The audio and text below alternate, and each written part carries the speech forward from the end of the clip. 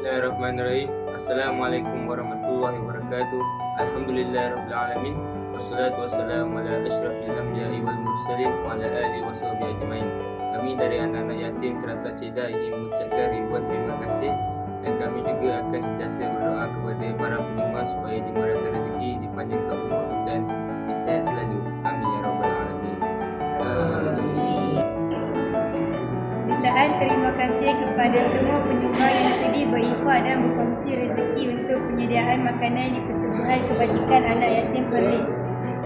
Semoga setiap sumbangan yang diberikan menjadi amal jariah yang berpanjangan, dipermudahkan segala urusan serta dilimpahkan rezeki dan keberkatan oleh Allah Subhanahu Wa Taala. Amin.